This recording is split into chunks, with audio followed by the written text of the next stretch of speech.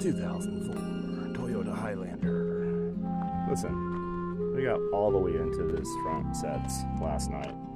We broke some stuff, we learned a ton of stuff. I can show you a few things here real quick if I've got some time on this vid. Just taking the back wheel off and kind of preset some of those things. On the Toyotas, everything's in millimeters, so get your non-SAE wrenchy boys out. You see these guys right here? These are going to be for your guide pins, I think. Am I looking at the right thing? Yeah, the guide pin bolt goes on the end of that.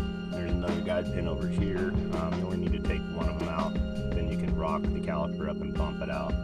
A little late in the game, but here's a little hint on that power steering leak. The whole side of this thing is wet, boy. Got a torn bushing right there. Don't know if anybody can see that. Might be part of your issue. You know, inspections. What is that? Lower control arm. Yeah, she's torn, dude.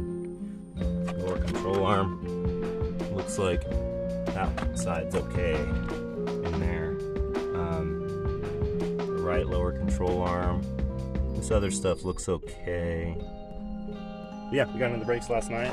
Hayden did all of it himself. I just helped him do a little bit of stuff. We were trying to kind of get it apart without having to do too much. We were able to get the pistons compressed, as you can see up in here. These ones are real dry. I'll probably wet those down. And then that helps you kind of slide it back over the top of the pads, the pad holder set. Here's a look at a set that hasn't been torn apart. See how I can do this. So these here are your guide pins. They just thread through this part here. You got to watch these. You can see mine are pre-soaked. You need to pop one of these off, whichever one you can get to not break. And then what happens is it'll pivot off one or the other.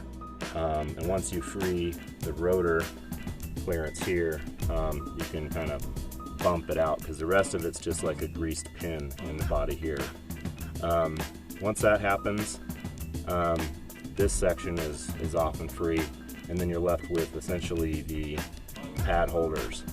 On this Toyota, those are secured with some 17 mils in here. Just come in here with a standard ratchet. There they are. There's one on the bottom of this as well. And once those are out, this whole unit will come out. Some old pads from yesterday's job.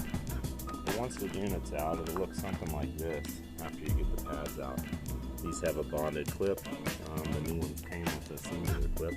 And right now we're waiting for our guide pin to come in from AutoZone to finish that front right set pads. It's pretty good. Yeah, I mean, it could go worse. Hey, how's it going? Word to the wise: when you are replacing rotors, you have to remove a rotor. In order to remove a rotor, sometimes you gotta bang it around a little bit. And in the process of doing that, this little setup right here blew out. And then this thing got all weird. And long story short, I got a little angry. I backed off the job and I watched some video, and the guy said, "Hey, dummy, don't try to take your rotors off with your e-brake set. It's literally the dumbest thing you could try to do." So, of course, today I warned Hayden, because I left him one of the rears to do, not to do like I did. And well, we got it off in like 15 seconds. It took me like 45 minutes to get that damn thing off. I don't know if it's just me being too ambitious with these projects. Anyways, new rotor's coming in Wednesday. I gotta go to Utah for like 3 days. We're backlogged on projects both in the reel and in the professional reel. You know, I try so hard, guys. Anyways, let's get back to this guy when I get back. Just a little play time with the headlights. We'll have to take the bumper off. I already said all that stuff. Almost having problems with the stinky car. We're gonna do something in here. I gotta go and find a battery, so that'll be cool.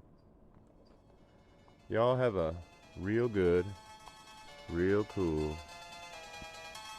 real awesome weekend. A week, rather. Have a good week. You know, I was curious. These tires, or wheels, had some grime on them. I couldn't just spray them off. I thought it looked greasy, but then I'm thinking maybe this brake does.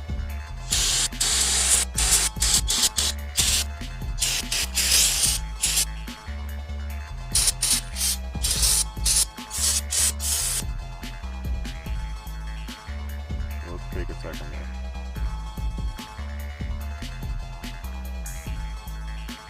Yeah, we gotta paint these. Or just try to sell them for like $300, and then get like a decent set of wheels, maybe some 16s, and that'd put it even closer to the ground. Anyways, food for thoughts. Anybody hungry? Crazy little water, a little bit of soft light, really clean some cars up.